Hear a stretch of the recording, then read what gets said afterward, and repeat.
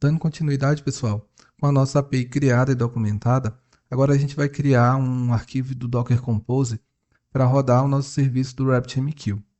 Então, dentro do seu projeto, crie um novo arquivo chamado docker-compose.yml. Então, essa aqui é a extensão. Então, é importante que vocês tenham o Docker instalado aí na sua máquina e que ele esteja funcionando corretamente, tá? E aqui a gente vai agora escrever um pouquinho. Então a gente tem que passar aqui a informação de versão. Então a gente vai utilizar a versão 3.8 do Docker Compose. E aqui a gente tem que informar os nossos serviços.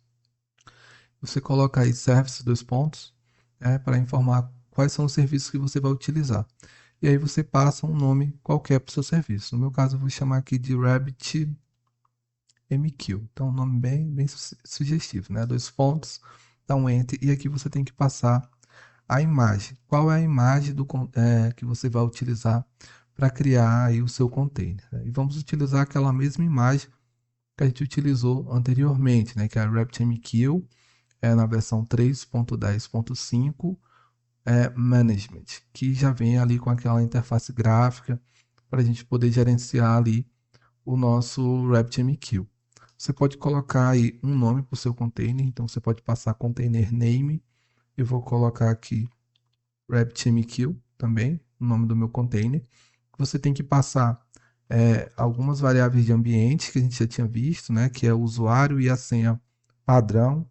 Então eu vou colocar aqui RabbitMQ underline default underline user. E a gente tem que passar também a RabbitMQ underline default underline pass, né? E eu vou colocar aqui RabbitMQ como usuário e senha padrão. Beleza? Então passou aqui as variáveis de ambiente, a gente tem que informar as portas, né? Então as portas que a gente vai utilizar é a 11, não, 11 não, 15672, dois pontos, 15672. Então essa aqui é aquela porta que a gente utilizou para acessar a interface web do RabbitMQ. E a gente vai passar também uma segunda porta, que é a porta 5672. 5672. Então aqui eu estou fazendo um mapeamento, né?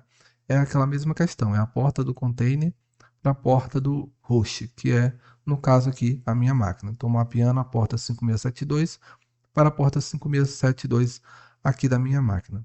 Feito isso, a gente precisa também especificar aqui alguns volumes, né? Esses volumes eles servem para persistir as informações que a gente inserir ali no nosso container. No caso, a gente vai criar mensagens ali, criar filas, criar exchanges e a gente vai criar o volume para que a gente possa estopar o nosso container, subir ele novamente sem perder as informações que a gente inseriu nele ali.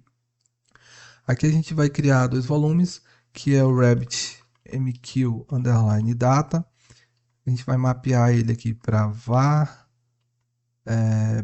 barra lib barra RabbitMQ. E o outro volume, a gente vai colocar o nome dele de RabbitMQ underline log. A gente vai mapear também para barra var barra lib barra RabbitMQ. Então criamos os volumes e a gente tem que especificar os volumes aqui embaixo também. Então vamos colocar aqui volumes e aqui a gente vai passar os nomes deles ali. Então RabbitMQ underline data, coloca dois pontos aqui e RabbitMQ underline log, dois pontos. Então aqui, pessoal, é bem importante. O Docker Compose utiliza o YAML, né, para fazer as suas declarações. E esses espaços aqui, eles são necessários, tá? Eles importam. É tipo o Python, né? Essa indentação aqui é como ele define cada coisa. Então vocês cuidem aí certinho para dar o espaço correto, né? Para não ter problema aqui na hora de criar esse arquivo. E aí agora a gente tem que executar através do terminal. Se você estiver utilizando o IntelliJ ele já tem um terminal incluso, né? Então você pode clicar aqui em terminal e ele já vai abrir o terminal dentro do seu projeto. Se você estiver utilizando outra IDE, você tem que procurar aí se essa IDE tem terminal incluso. Se ela não tiver, você pode entrar no diretório da sua aplicação e abrir ali um terminal e executar o comando que eu vou executar aqui agora, que é o docker compose up. Então eu vou executar esse comando e ele vai agora criar o meu container. Então ele está criando aí o container. Então dependendo da sua internet pode demorar um pouquinho, porque ele vai baixar toda a dependência, toda a imagem do RabbitMQ e subir o container, né? Então ele está subindo aí o meu container. Enquanto ele sobe aí, eu vou abrir aqui o navegador, que vou utilizar aqui o Edge. Deixa eu abrir aqui uma aba anônima para evitar esse problema com anúncio. E agora eu vou digitar aqui local host, né? Dois pontos, qual é a porta que a gente utilizou? 15672. Vou dar Enter e ele já está aqui na nossa página inicial do RabbitMQ.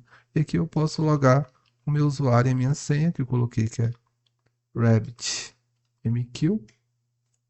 E eu já vou entrar aqui no RabbitMQ. Perceba que o meu terminal aqui na minha IDE ele ficou preso, né? Porque eu rodei o comando, ele está executando o meu container e eu não consigo executar aqui mais nada. Então eu vou dar um Ctrl C, ele vai finalizar aqui o meu container. Então eu vou aguardar ele parar o meu container. E aí a gente pode subir o container passando aqui uma flag, né? Então eu vou colocar docker compose up e aqui eu coloco um tracinho D. O que que ele vai fazer, né? Ele vai subir o meu container em segundo plano. Então ele libera o meu terminal. Então eu vou dar um Enter. Você vai ver que ele subiu o container, só que o meu terminal ele está aqui livre, né? Então eu posso fazer aqui o que eu quiser e executar mais comandos e por aí vai. E o meu container continua funcionando. Então se eu atualizar aqui, então o meu container está no ar, o meu RabbitMQ está funcional e agora a gente vai partir realmente aí para as configurações do RabbitMQ dentro do Spring Boot, né? Fazer toda a integração. A gente se vê nas próximas aulas. Valeu, pessoal!